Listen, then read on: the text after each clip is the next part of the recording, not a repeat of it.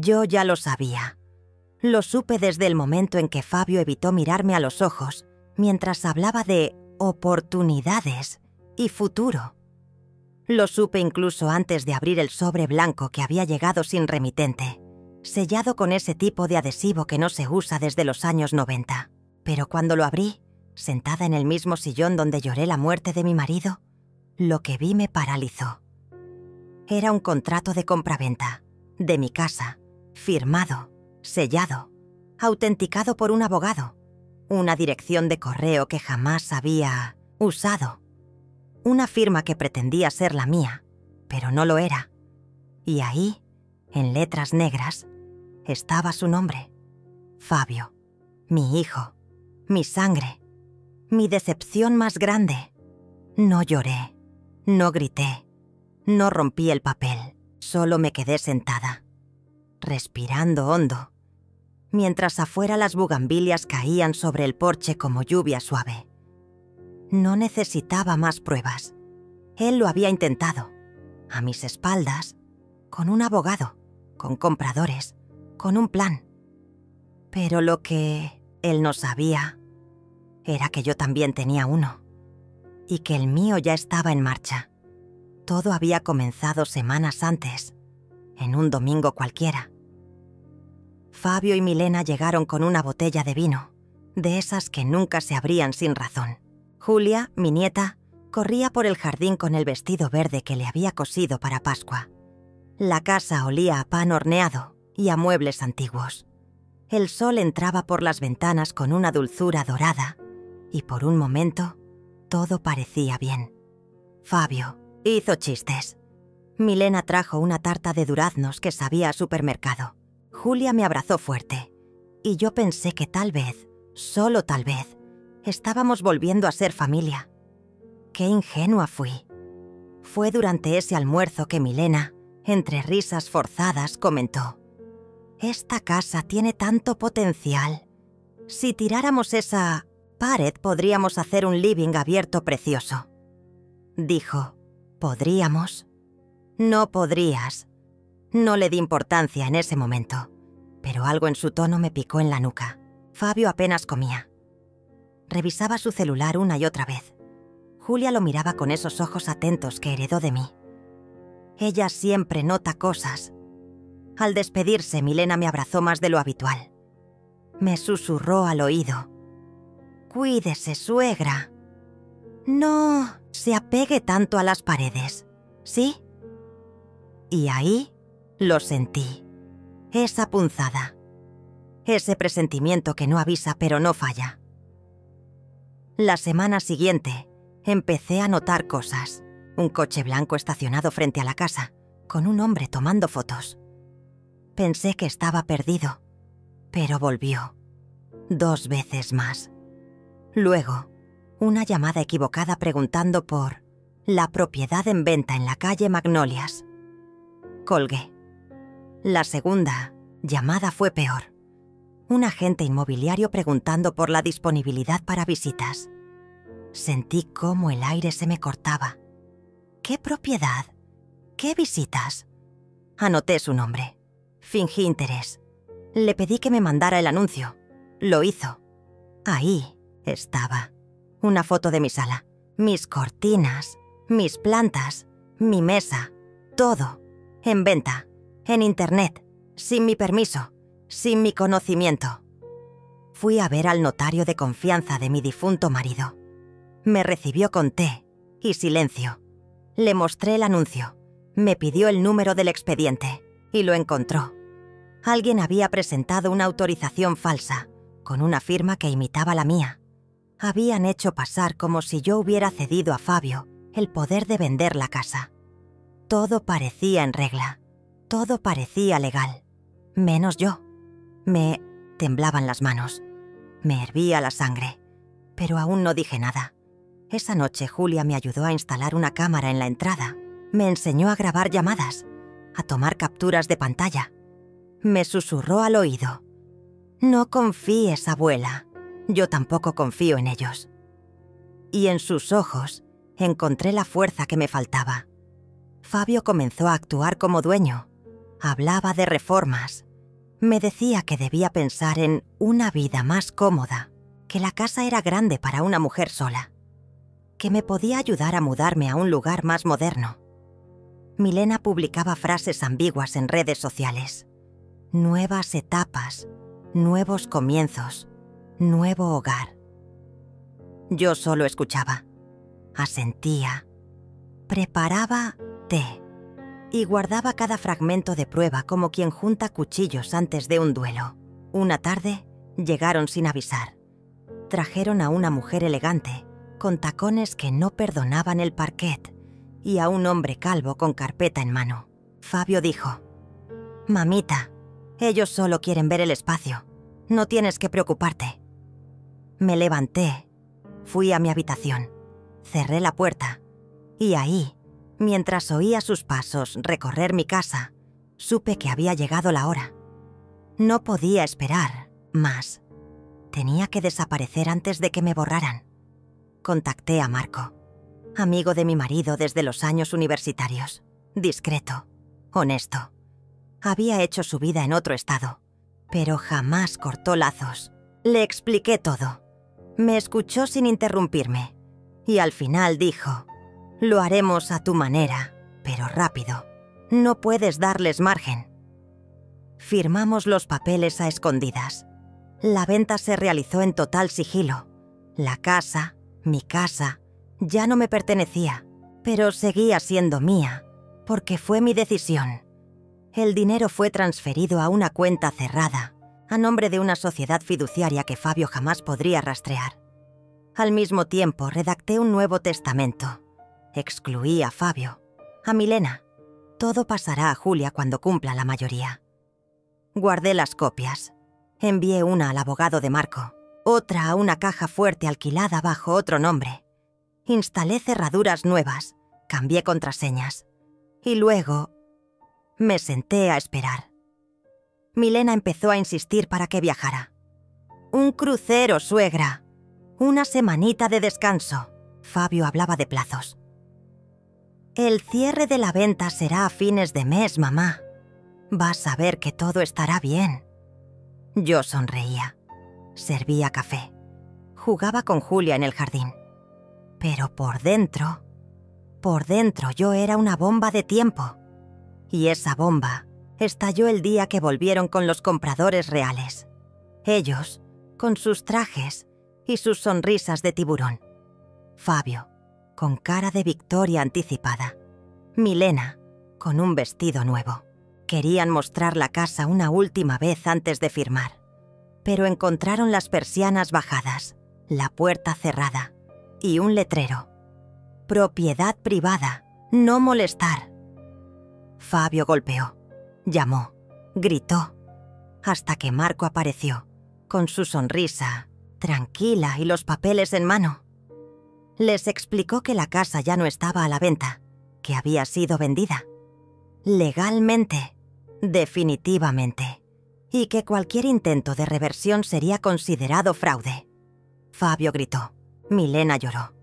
Los compradores amenazaron con demandar, pero ya era tarde. Todo estaba sellado, documentado, prevenido. Y yo, desde la casa nueva donde Julia pintaba las paredes de su nuevo cuarto, escuchaba la voz de Marco por teléfono diciéndome: «Fue un placer verte ganar, Dalva». Durante los días que siguieron, el silencio de Fabio fue más ruidoso que cualquier grito. No llamó, no escribió, no apareció, pero lo sentí. Sentí su furia hirviendo al otro lado del teléfono que ya no sonaba. Sabía que estaba planeando, que no había terminado, porque Fabio nunca acepta perder. No del todo, no sin destruir algo primero. Milena, en cambio, lo intentó por la vía dulce. Me escribió un mensaje con emojis de corazones rotos.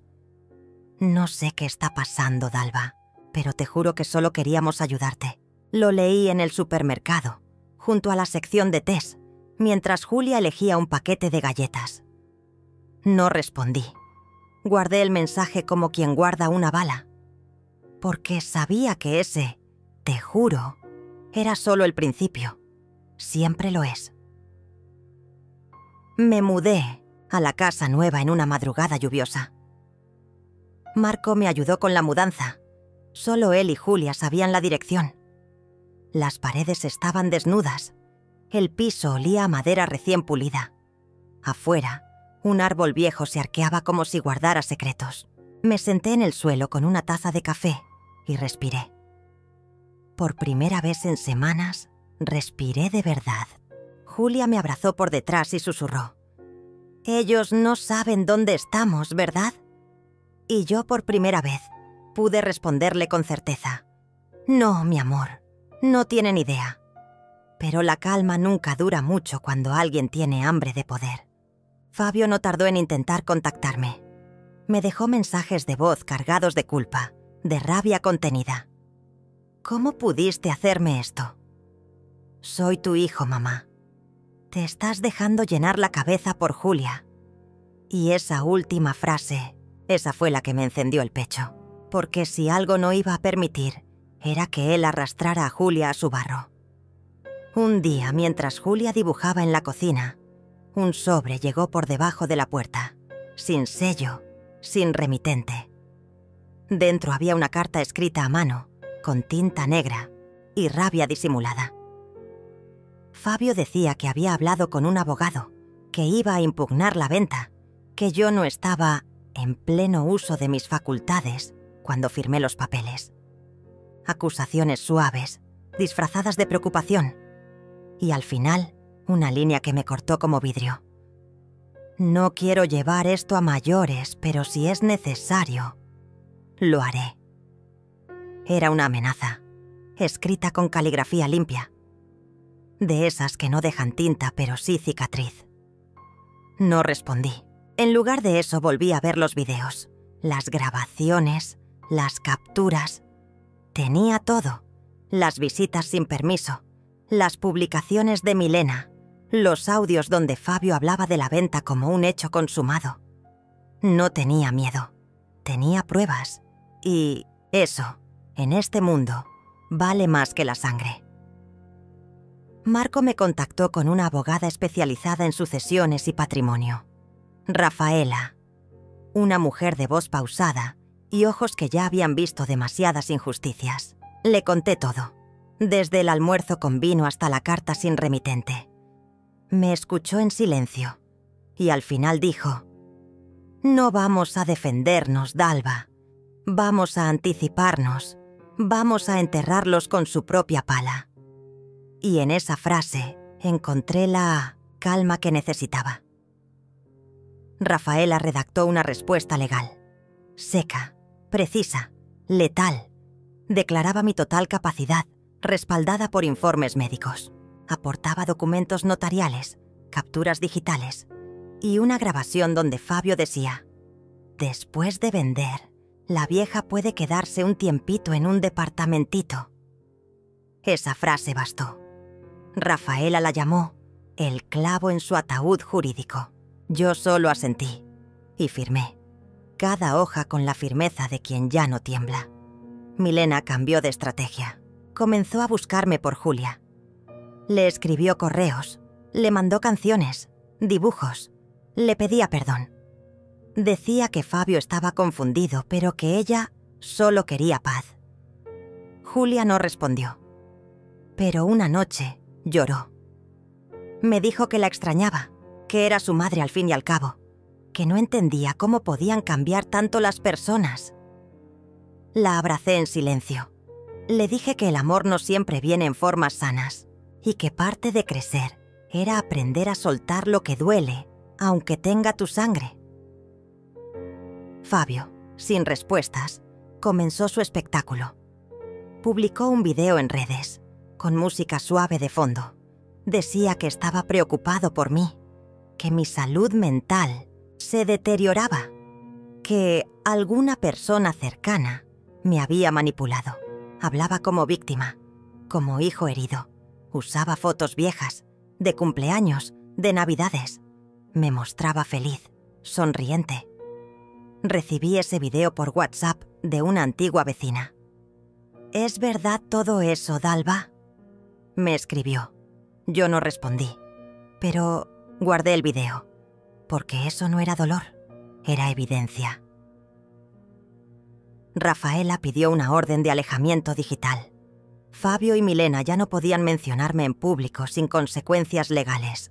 Marco, por su parte, registró cada publicación, cada intento de manchar mi nombre. Era como construir un castillo con ladrillos de mentiras ajenas, sólido, frío, imposible de derrumbar. Y sin embargo, yo no me sentía completamente libre, porque en cada rincón de la casa nueva aún resonaban los pasos de la antigua.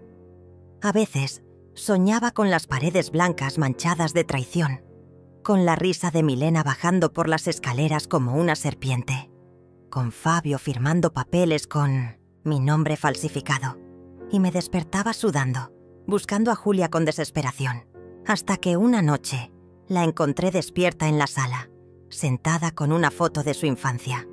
Me miró y dijo: «Abuela, ¿de verdad crees que pueden cambiar?» Y no supe qué responderle, porque la verdad es que no lo sabía, pero sí sabía que yo ya no era la misma. Un día Rafaela me llamó con una voz distinta, más afilada.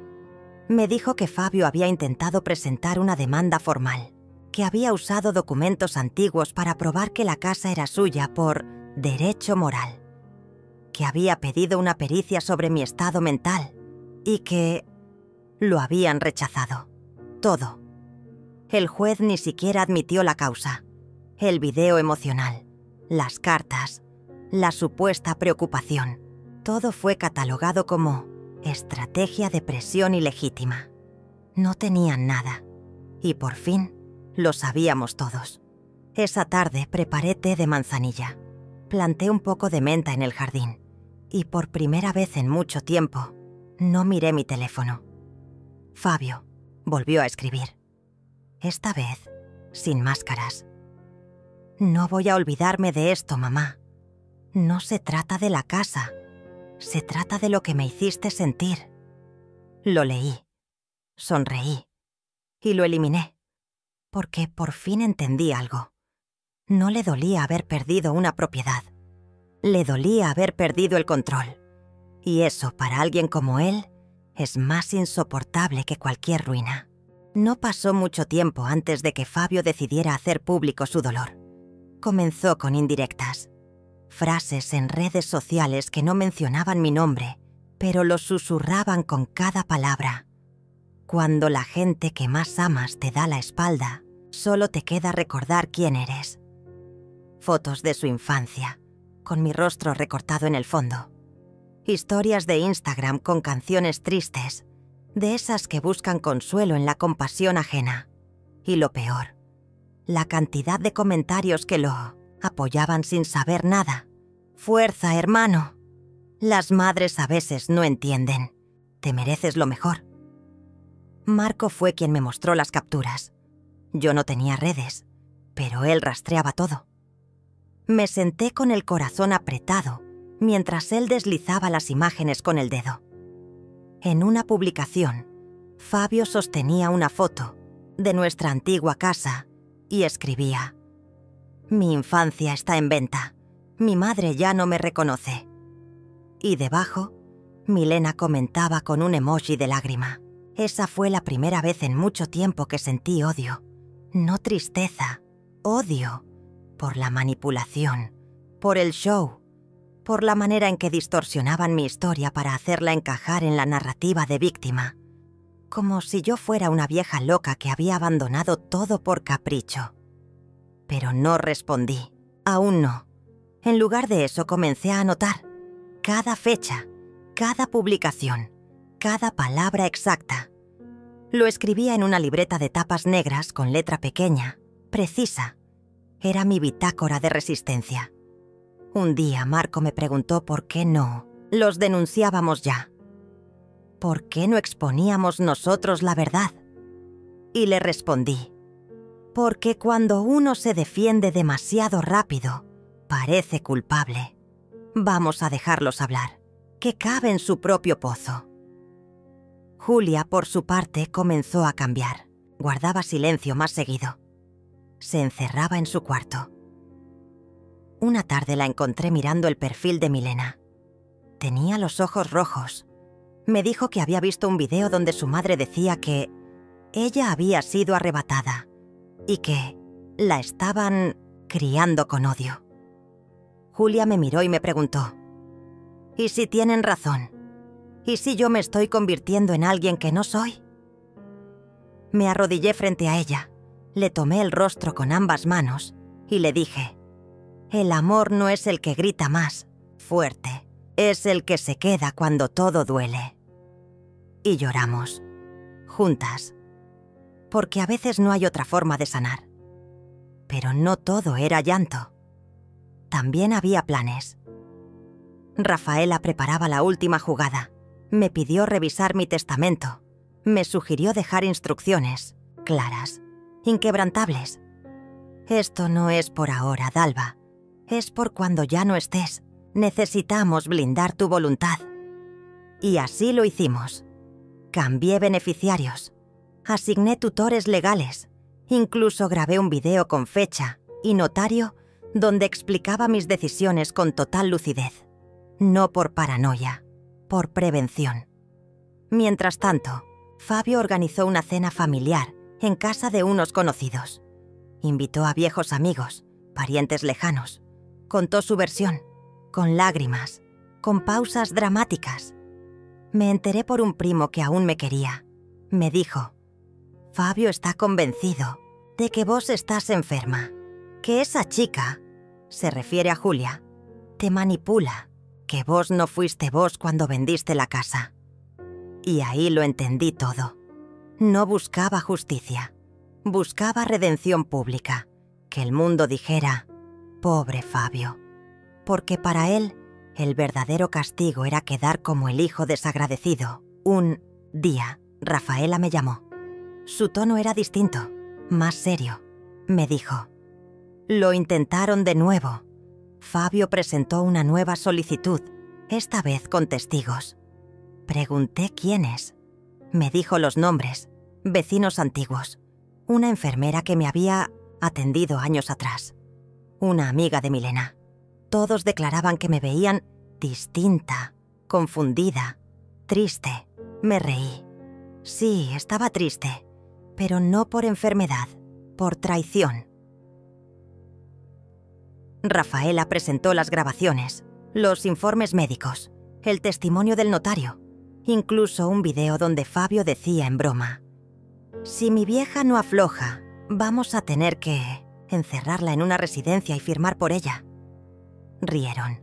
Milena lo grabó. Y se lo mandó a una amiga. Lo recuperamos. Fue el golpe final. El juez desestimó la solicitud. Otra vez. Y sin embargo, Fabio no paró. Llegaron flores a mi casa, con una tarjeta: para la mejor madre de tu hijo que te extraña. No había firma, pero conocía esa letra. El florero me pareció una trampa, como si llevara un micrófono oculto. Lo tiré a la basura sin abrir. Después llegaron cartas manuscritas, con recuerdos. ¿Te acordás del pan casero que hacías los domingos? Nunca voy a olvidar cuando me cuidaste con varicela. Buscaba mi debilidad, apelaba a mi culpa. Pero yo ya no era la misma, mujer que cocinaba pan con las manos temblorosas. Una noche Julia me pidió leerme algo. Era una carta que ella había escrito, pero nunca enviado. Era para Milena. Decía: mamá, no sé en qué te convertiste. A veces te sueño como eras antes. Me cuesta aceptar que esa imagen ya no existe, pero no puedo seguir buscándote donde solo hay sombra. Lloré. No por la carta, por su fuerza, por esa niña que había crecido demasiado rápido. Decidí que era hora de cerrar el círculo, de una vez. Vendí mis pertenencias antiguas, doné muebles, regalé ropa, quemé cartas, desactivé el número de teléfono que tenía hace 20 años. Me despedí de cada objeto que tenía una historia con Fabio, porque entendí que los recuerdos no son reliquias, son trampas si no los soltás. Y entonces Vino el último intento. Un mediodía, tocaron la puerta. Abrí. Fabio, solo, con la cara desencajada. No hablaba. Me miraba. Tenía los ojos húmedos, pero no lloraba. Dijo apenas: «Me equivoqué». Y no supe si reír o gritar. Me pidió entrar. Dijo que no venía a discutir, que solo quería verme una última vez. Me senté frente a él, con la mesa de por medio, y escuché. Me habló de su infancia, de las veces que lo reté, de cómo se sintió ignorado, invisible. Me dijo que solo quería que lo vieran, que lo reconocieran, que Milena lo amaba, pero no lo respetaba, que Julia era lo único bueno que había hecho, que si me odiaba era porque me necesitaba. Y entonces me pidió perdón. No por la casa, no por las mentiras, por haberme hecho sentir sola. No respondí. Me levanté. Fui hasta la puerta. La abrí y dije: «El amor no se pide, se da. Vos no lo diste, y yo ya no tengo nada más para ofrecerte». Salió, sin discutir, sin mirar atrás, y ahí supe que había terminado. No hubo gritos después de que Fabio se fue. No hubo mensajes, ni golpes en la puerta, ni correos desesperados. Solo silencio. Un silencio espeso, largo, que se sentía como una sábana húmeda cubriendo toda la casa. El tipo de silencio que no te deja dormir, porque en lugar de paz, trae preguntas. ¿Y si realmente él creía en sus actos? ¿Y si el perdón que pidió fue sincero? ¿Y si, en el fondo, también yo fallé en algo? Pero aprendí a dejar que el silencio hable. No todo debe responderse con palabras. Pasaron días sin novedades. La casa estaba más ligera. Había menos cosas, menos rastros de historia compartida. Julia pasaba más tiempo en el jardín, leyendo. Yo retomé mi costumbre de escribir por las mañanas. Cada palabra era una costura. Cada párrafo, una cicatriz cerrándose. Incluso el aroma del café parecía distinto, menos ansioso. Como si el tiempo finalmente respirara de nuevo dentro de aquellas paredes. Una tarde de domingo, mientras podaba un rosal antiguo, sentí un pinchazo en la mano. Sangró poco, pero lo suficiente para manchar una de las tazas que había heredado de mi madre.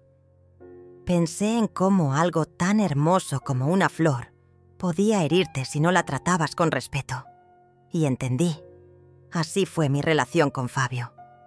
Hermosa, al principio, llena de brotes, de aroma, de color, pero terminó en espinas y en heridas que solo se ven cuando ya es tarde. Rafaela me visitó esa semana. Traía una carpeta con papeles, sellos, comprobantes. Me explicó que todo estaba en orden. El testamento blindado, la venta de la casa documentada, los poderes legales registrados. Me miró y dijo: «Ahora, si querés, podés desaparecer». Le pregunté si eso no era una forma de cobardía. Me respondió: «No es cobardía dejar de vivir en la trinchera, es sabiduría». Le ofrecí té. Se quedó hasta el atardecer. Hablamos de todo menos de Fabio. A veces, lo más sanador es ignorar lo que duele. Fue entonces cuando comencé a planear el siguiente paso. Tenía ahorros, tenía documentos, tenía libertad. Solo me faltaba una decisión. Una noche, saqué del armario una vieja caja de madera. Dentro estaban mis libretas, fotos de juventud, un collar roto que Fabio me había regalado en un cumpleaños y un dibujo que Julia hizo cuando tenía 6 años. Era una casa con techo rojo, árboles torcidos y 3 personas de palitos con sonrisas. Una de ellas tenía el cabello blanco. Esa era yo. Al dorso había escrito: «Te amo, abuela, porque me haces reír hasta cuando estás triste». Lloré en silencio, no por nostalgia, por certeza. Esa niña todavía creía en mí. Yo no podía fallarle. Al día siguiente vendí el coche, cerré cuentas. Dejé instrucciones con Rafaela para recibir correspondencia. Cambié de número de teléfono. Nadie, excepto Julia y Rafaela, sabría dónde iba. Empaqué poco. Ropa cómoda, documentos, mi diario y la caja de madera. La casa quedó vacía, pero no triste. La tristeza estaba en las cosas que ya no estaban, en lo que decidí no llevar. Cuando cerré la puerta por última vez, respiré hondo. El aire olía a madera vieja y promesas cumplidas. No lloré, solo giré la llave y la dejé sobre el umbral, como quien entrega una historia a la tierra. Me mudé a un pueblo costero, lejos, pequeño, de calles de piedra, mar bravio y gente que no pregunta tanto. Renté una casita frente a un acantilado. Tenía cortinas de lino, una cocina diminuta, una cama que crujía y una silla de mimbre desde donde podía ver las gaviotas cada mañana. Allí, la vida era otra cosa, más lenta, más honesta. Julia me visitaba los fines de semana.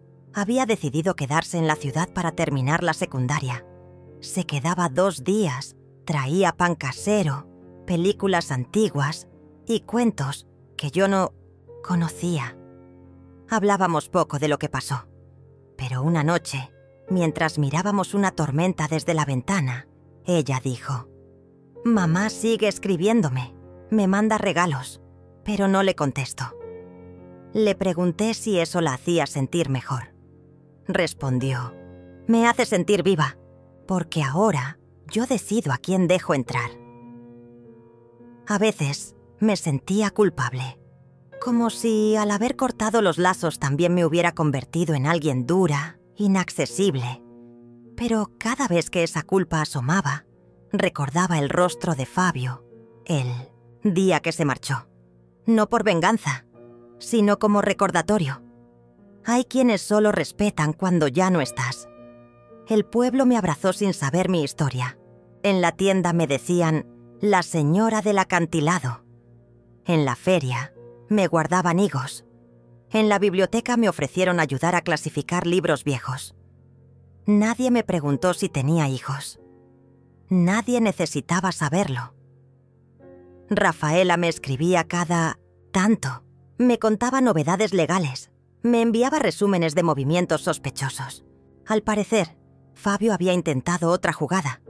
Presentó una denuncia alegando que Julia estaba retenida contra su voluntad. La jueza desestimó la causa en minutos, pero el intento hablaba de algo más profundo. Su obsesión. Un día, recibí una postal sin remitente. Solo decía: «Donde estés, espero que seas feliz, aunque no te lo merezcas». No dudé de quién la envió. No me asustó. Me dio lástima. La quemé en la estufa. Las palabras no duelen si no les das techo. Empecé a escribir mi historia, no como testimonio, como memoria, página por página. No para denunciar, sino para dejar constancia. Tal vez, algún día, Julia querría saber cómo sobreviví, cómo aprendí a respirar de nuevo sin que me doliera cada bocanada. Una mañana, mientras caminaba por la playa, encontré una piedra con forma de corazón. La guardé, la puse sobre mi mesita de noche. No como símbolo de amor, sino como recuerdo de que incluso las cosas más duras pueden tener belleza. Mi vida ya no era grandiosa, era simple, pero era mía.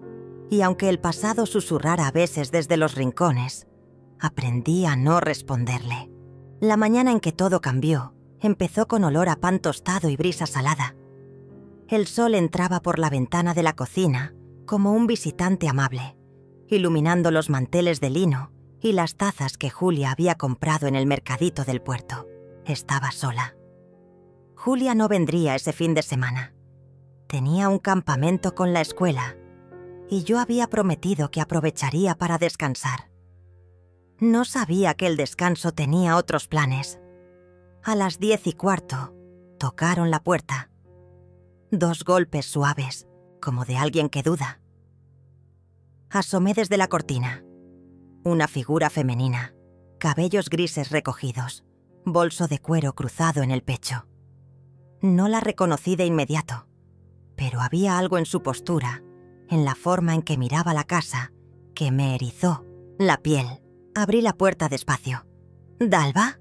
Su voz fue un eco del pasado. ¿Alexa? Ella asintió con una sonrisa quebrada. Alexa, mi mejor amiga durante 30 años. Testigo de mis bodas, mis partos, mis miedos. Nos habíamos distanciado hacía casi una década, después de una discusión absurda provocada por un malentendido con Fabio. Nunca volvió a buscarme. Yo nunca llamé.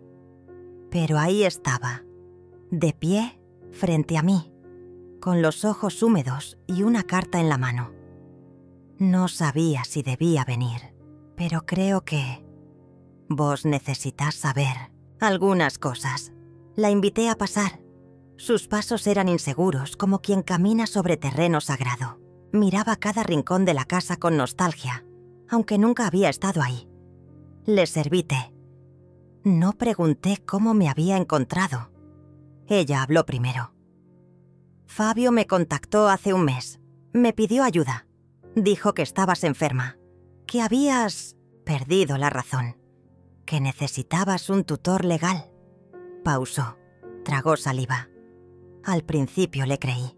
Después, algo no me cerraba, así que decidí buscarte por mi cuenta. No supe qué decir. Alexa había sido como una hermana y, al mismo tiempo, la última persona con la que imaginé discutir mi sanidad mental. ¿Por qué ahora? Porque me siento culpable.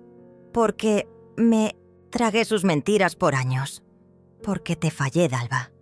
Y cuando me di cuenta de lo que estaba haciendo, ya era tarde. Saqué de un cajón la carpeta con los documentos que Rafaela me había preparado. Se los mostré. Testamento, escrituras, informe médico, copias de chats. Alexa los revisó con atención. Sus manos temblaban. No solo te quería sacar la casa. Quería que todos creyéramos que estabas loca. Iba a internarte. La palabra golpeó como un trueno. Internarte. De pronto todas las piezas encajaron. Las actitudes de Fabio, sus gestos medidos, las llamadas perdidas, el tono condescendiente. No quería solo mi casa. Quería silenciarme, anularme, convertirme en un fantasma legal para luego quedarse con todo. Y lo peor, casi lo logra. Alexa lloró. Yo no. Ya no me quedaban lágrimas para eso. Solo una certeza creciente. Tenía que hacer algo más. Algo definitivo. Le pedí que se quedara unos días. Aceptó. Compartimos cenas en silencio. Caminatas por el acantilado. Charlas de madrugada con mantas sobre las piernas. Redescubrimos una amistad que había estado dormida, no muerta. Alexa trajo consigo una libreta de notas.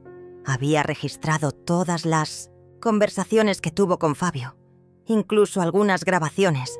Me las entregó. Pruebas, evidencias. No para llevarlo a juicio. No buscaba cárcel. Buscaba cerrar la historia. Mientras tanto, en la ciudad, Fabio publicaba mensajes en redes sociales. Decía que yo lo había abandonado, que Julia estaba secuestrada, que Alexa había sido manipulada. Usaba fotos viejas, frases editadas, testigos falsos.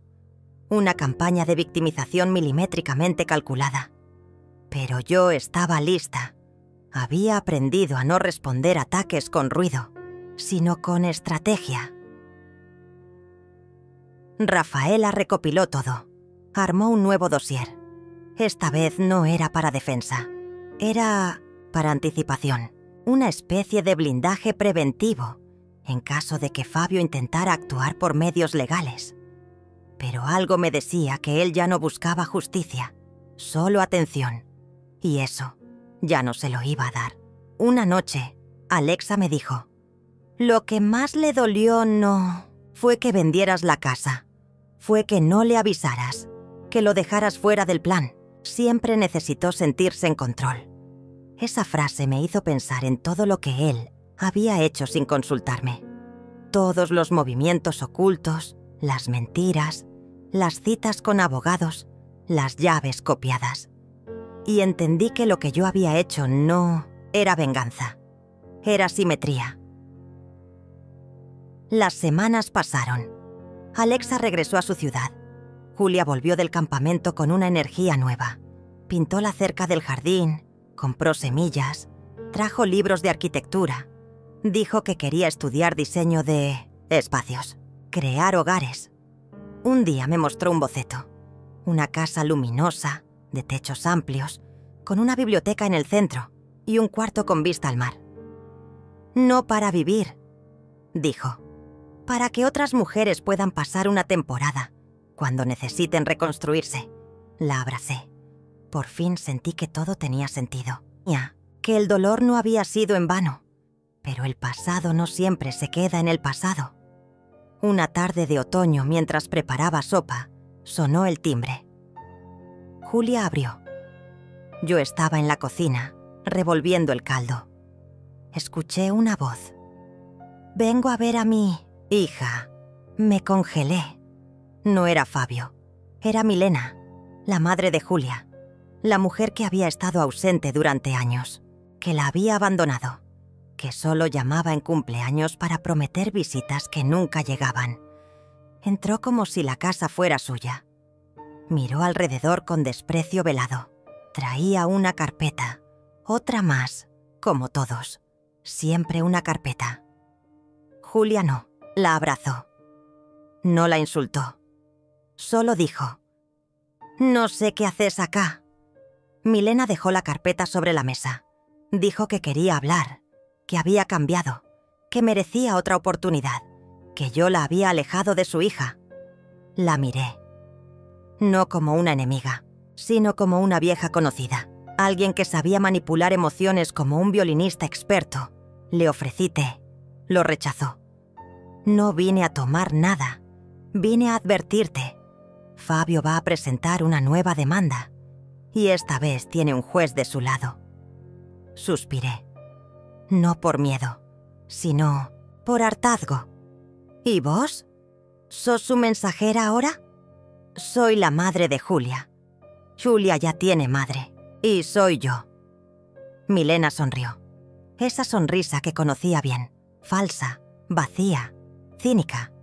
Nos vemos en la corte, entonces. Se fue. Julia temblaba. Yo no. Esa noche encendí la estufa, puse música clásica, serví sopa caliente y miré el fuego. El plan debía avanzar. No podía quedarme esperando el próximo ataque. Así que decidí desaparecer del todo. No un escape, una reconstrucción total. Rafaela estaba lista, Alexa también, ¿y yo? Yo ya no era la misma mujer que esperó sentada a que su hijo confesara. Era otra, una que sabía cómo volver invisible, sin perderse. La noche en que decidí desaparecer, el viento soplaba con una fuerza inusitada, como si la naturaleza misma presintiera mi determinación. Las olas golpeaban las rocas con furia, y la luna, oculta tras nubes densas, apenas iluminaba el sendero que me llevaría lejos de todo lo conocido. Había preparado cada detalle con meticulosidad. Alexa, mi amiga de toda la vida, me había ayudado a organizar una nueva identidad, con documentos legales y una historia coherente. Rafaela, mi abogada, se encargó de los aspectos legales, asegurándose de que todo estuviera en orden para mi partida. Julia, mi nieta, fue la más difícil de convencer. Su mirada llena de preguntas y su voz temblorosa al decir «¿Por qué, abuela?», aún resuenan en mi mente. Le expliqué que era necesario, que era la única forma de protegernos de Fabio y Milena, quienes no cesaban en sus intentos de arrebatarnos lo poco que nos quedaba. Partí sin despedidas, dejando atrás una casa vacía pero llena de recuerdos. Me establecí en un pequeño pueblo costero, donde el mar tenía un tono diferente y las gaviotas cantaban melodías desconocidas. Allí comencé una nueva vida, lejos del pasado que tanto dolor me había causado. Pasaron los meses, y aunque la tranquilidad reinaba en mi nuevo hogar, no podía evitar pensar en Julia. Manteníamos contacto a través de cartas enviadas por intermediarios, siempre cuidadosa de no revelar mi ubicación. Ella me contaba sobre sus estudios, sus nuevos amigos, y cómo la casa había sido transformada en un refugio para mujeres en situaciones difíciles, tal como habíamos soñado. Un día recibí una carta diferente. La letra era conocida, pero el contenido me heló la sangre. Fabio había sido arrestado por fraude y falsificación de documentos. Milena, por su parte, enfrentaba cargos por complicidad y abuso de confianza. Al parecer, sus acciones finalmente habían tenido consecuencias legales. La noticia me dejó con sentimientos encontrados. Por un lado, sentí alivio al saber que la justicia había actuado.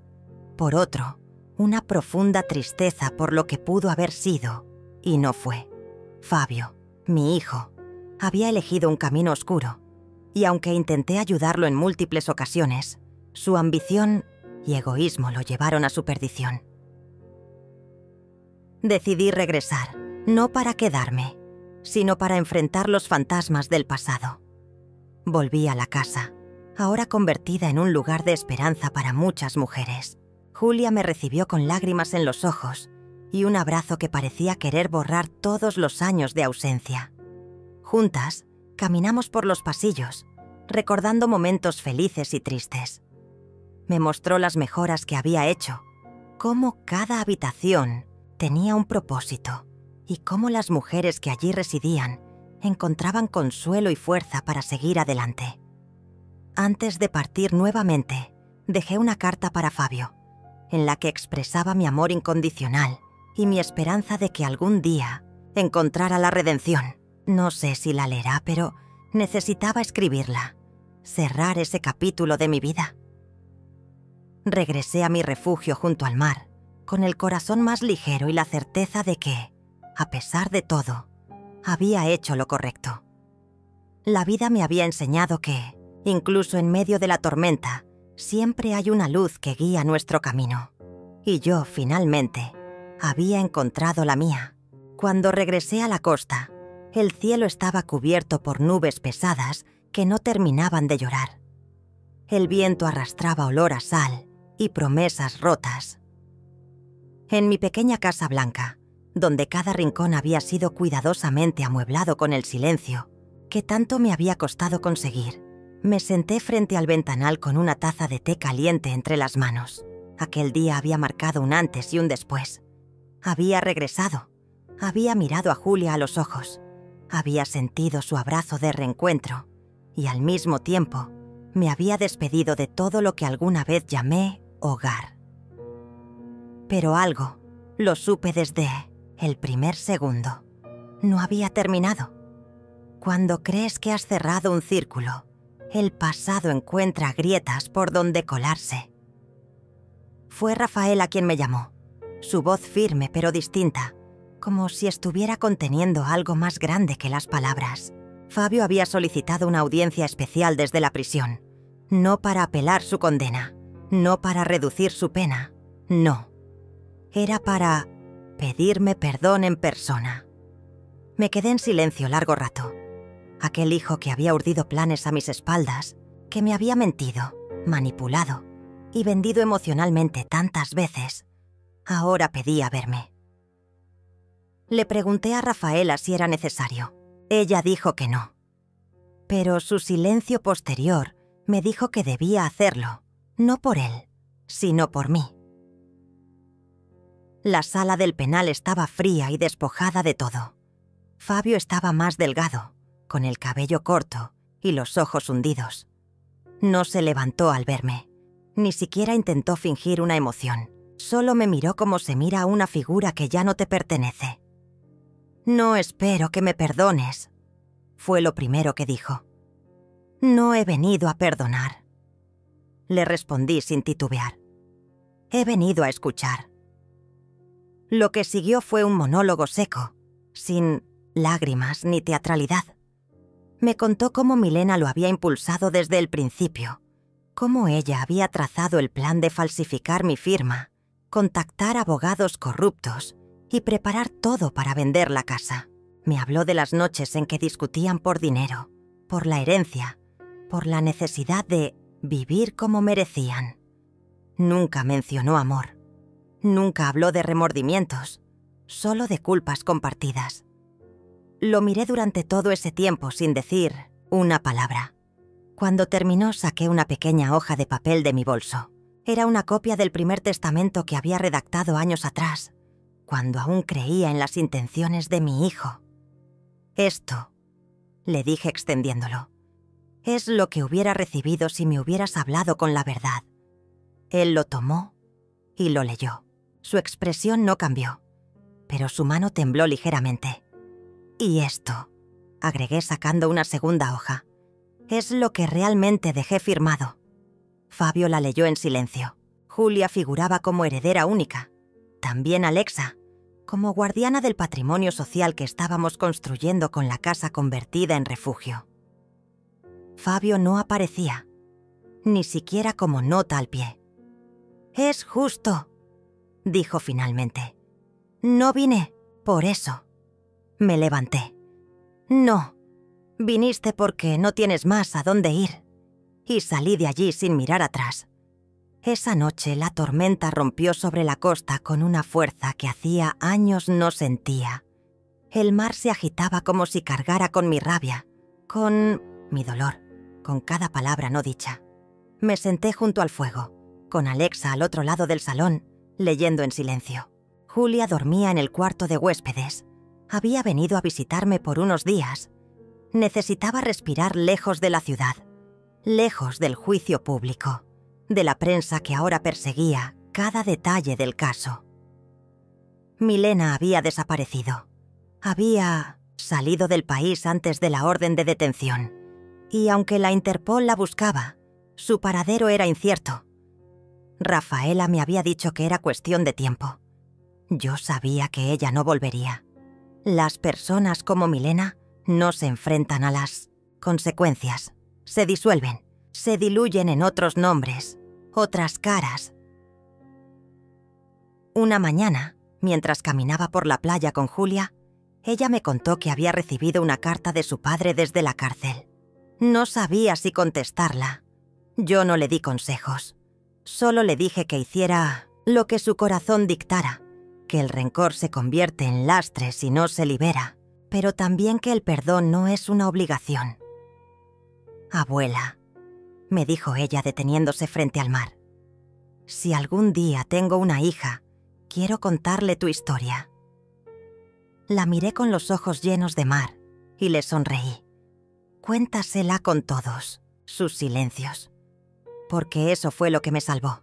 El silencio, el tiempo y la verdad. Aquella noche, Alexa y yo nos sentamos en el porche con una botella de vino entre las dos. No hablábamos mucho, nunca lo necesitábamos. Había algo sagrado en nuestra forma de estar juntas, como dos mujeres que sabían de heridas y de renacimientos. Me tomó de la mano y me preguntó si me arrepentía de haber desaparecido. Le dije que no, que si no lo hubiera hecho, Fabio habría vendido más que mi casa, habría vendido mi dignidad. Días después, recibí la última carta que esperaba de Fabio. No la abrí, la quemé junto a la chimenea. No por odio, sino porque algunas cosas no necesitan respuestas. Solo cierre. Ahora, al escribir esta parte de mi historia, entiendo que todo fue necesario. Que el engaño, la traición, la rabia, la soledad, la reconstrucción, todo fue parte del camino hacia la mujer que soy hoy. Una mujer libre, invisible si lo desea, poderosa cuando hace falta y profundamente fiel a sí misma. El mar sigue rugiendo allá afuera, pero ya no me asusta, porque he aprendido que incluso la ola más violenta termina por retirarse. Durante los días siguientes a la última carta que quemé, el tiempo en la costa comenzó a transformarse.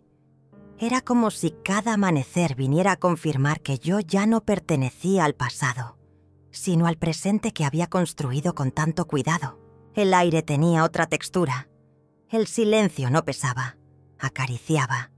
Y mi casa respiraba conmigo. Convertirla en un refugio no había sido una decisión impulsiva. Había sido un acto de redención, no solo para mí, para muchas mujeres que, como yo, habían sido despojadas sin ruido, manipuladas por dentro y luego descartadas como muebles viejos. Alexa fue quien me ayudó a crear el primer círculo. Conocía a tantas mujeres que vivían invisibles, algunas en su misma calle. Viudas, divorciadas, abandonadas por hijos que solo regresaban cuando necesitaban firmar algo.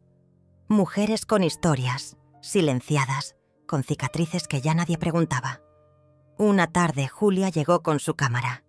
Quería documentar todo, no con fines de exhibición, sino como un legado. Dijo que había algo sagrado en cada rincón de la casa, en las tazas desiguales, en las cortinas cosidas a mano, en los retratos antiguos que colgaban sin marco. Que cada objeto tenía una historia que debía contarse. Le permití grabar. Le conté lo que significaba esa casa para mí. Cómo la había limpiado de fantasmas, uno por uno. Cómo había vuelto a afamar mis propias paredes. Mientras ella filmaba, Alexa organizaba el primer encuentro. Lo llamamos el Círculo de la Llave. Cada mujer que llegaba recibía una copia simbólica de una llave antigua. No habría ninguna puerta física. Pero habría algo más importante: la sensación de pertenencia. Nadie hablaba al principio. Solo nos mirábamos. Tomábamos té. Comíamos en silencio. Hasta que una, sin avisar, comenzaba a contar. Recuerdo especialmente a Teresa, una mujer de pelo blanco y voz temblorosa, que había pasado años encerrada en su propia casa, convencida por su hijo de que el mundo era demasiado peligroso para ella.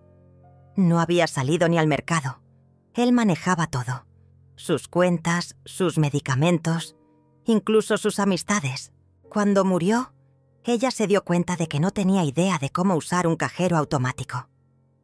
Volví a nacer con 73 años, nos dijo. Y esta es mi primera salida sola en casi 2 décadas. Lloramos todas. No por pena, por reconocimiento. Julia, mientras tanto, seguía grabando.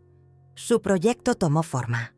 No era solo un documental, era una prueba, un testimonio de que la reconstrucción era posible, pero también una advertencia. Los abusos domésticos emocionales no siempre gritan, a veces susurran. Y esos son los más difíciles de desenmascarar. Un día, mientras colgábamos nuevas cortinas en el salón común del refugio, Julia me miró desde el taburete donde estaba parada y me preguntó si había perdonado a Fabio. No respondí de inmediato. El perdón es una palabra difícil, casi tan pesada como el rencor. Creo que me perdoné a mí misma, le dije al final, por haberlo criado sin enseñarle el límite, por haber aguantado demasiado, por haber callado cuando debía hablar. Eso sí lo perdoné. Lo otro, no lo sé. No sé si quiero. Ella asintió sin decir nada más. Rafaela seguía enviándome actualizaciones del caso. Milena aún no aparecía. Habían encontrado rastros suyos en Portugal, luego en Turquía. Parecía una sombra, imposible de atrapar. Pero ya no importaba. Su poder había desaparecido en el momento en que yo recuperé el mío. Un viernes por la mañana, mientras preparábamos café para las nuevas residentes, recibí una carta certificada. Venía del juzgado. Me temblaron las manos al abrirla. No por miedo, sino por la memoria del miedo. Dentro había una resolución oficial. Fabio renunciaba formalmente a cualquier derecho de apelación, a cualquier intención futura sobre mis bienes. Lo había firmado en presencia de su abogado público, con testigos. Era una forma legal de decir: ya no quiero nada. Lo leí. varias veces. Alexa, que había visto mi expresión, se acercó y me preguntó qué decía. Se lo mostré en silencio.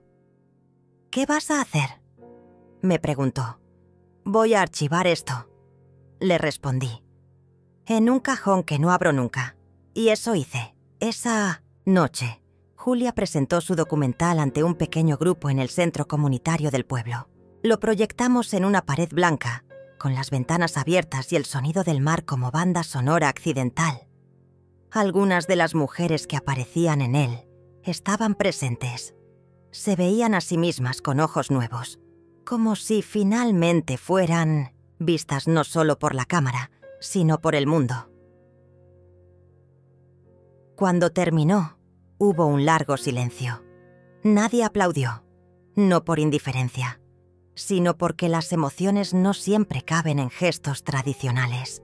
Una mujer se levantó y dijo: «Yo también fui olvidada por mi hijo, pero hoy me reconozco en ustedes». Y entonces, sí, hubo aplausos, largos, sinceros. Julia vino hacia mí. Me abrazó. «Gracias por dejarme contar esto», me dijo.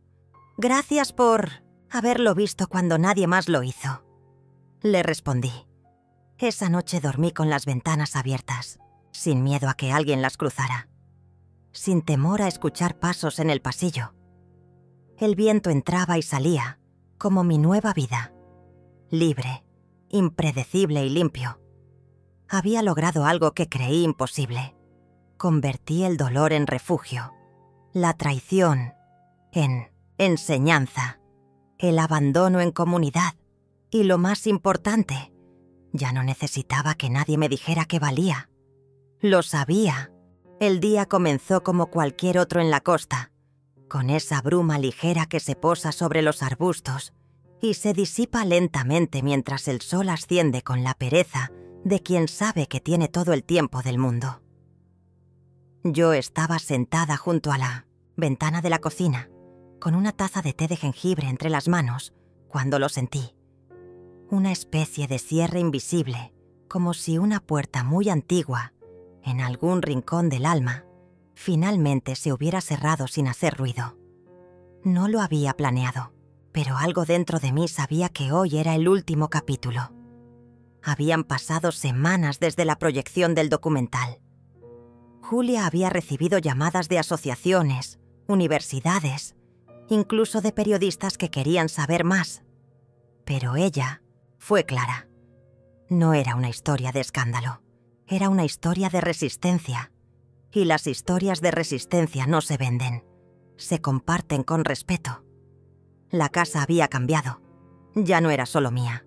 Las paredes respiraban con las voces de mujeres que venían y se iban, pero que dejaban algo detrás. Una historia, una carta, un pañuelo bordado. Había convertido el viejo cuarto de visitas en una pequeña biblioteca, con libros donados por todas aquellas que habían pasado por el refugio. Y en el fondo del jardín, donde antes solo había tierra seca, habíamos sembrado un pequeño huerto. Fue idea de Alexa, plantar algo que no sirviera solo para comer, sino para ver crecer. «Las mujeres necesitamos ver que algo florece», me dijo una tarde mientras enterraba semillas de menta, aunque sea lento, aunque nadie lo note. Julia aparecía de vez en cuando, con sus cuadernos y sus preguntas. A veces grababa, otras veces solo escuchaba. Tenía una sensibilidad que pocas personas jóvenes poseen. Sabía cuándo callar. Una mañana me encontró en la biblioteca, releyendo una carta vieja. No era de Fabio, era de mi madre. Una carta que ella me escribió cuando yo tenía 20 años y me fui de casa para casarme con un hombre que no aprobaba.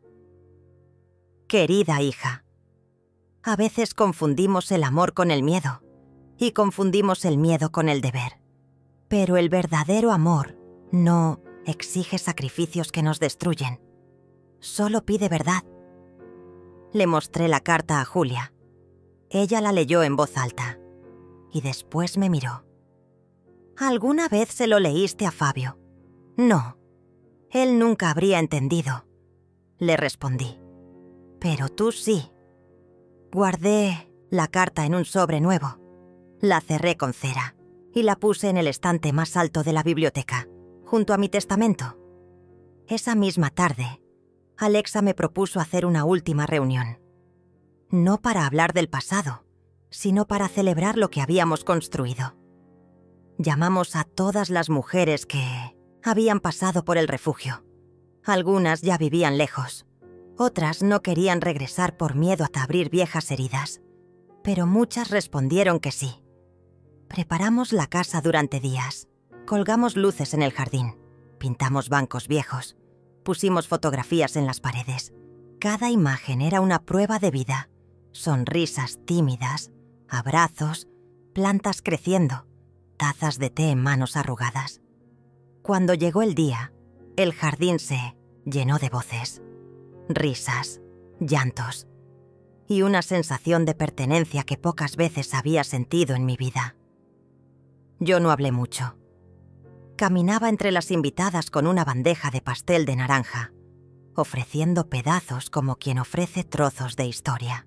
Escuchaba fragmentos de conversaciones que me hacían sentir que todo valió la pena. Y entonces me fui, sin mirar atrás. Mi hija me volvió a llamar después de 3 años. Nunca supe que podía dormir sin miedo. Julia grabó todo, pero esta vez sin cámara, solo con su libreta. Quería escribir un libro. Me dijo, no para venderlo, para regalarlo a quienes no tienen voz.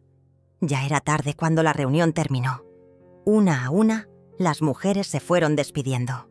Algunas dejaron cartas, otras dibujos, otras simplemente una flor sobre la mesa. Alexa fue la última en irse. Me abrazó largo, fuerte. Te encontré en un video, Dalva, pero ahora te llevo en la sangre. Yo no me salvé sola. Le dije, me salvaron ustedes. Con cada historia, con cada silencio compartido. Esa noche no dormí. Me senté frente al jardín y observé la luna moverse lentamente sobre las ramas. Pensé en Fabio, en Milena, en todo lo que se llevaron, en todo lo que no pudieron quitarme.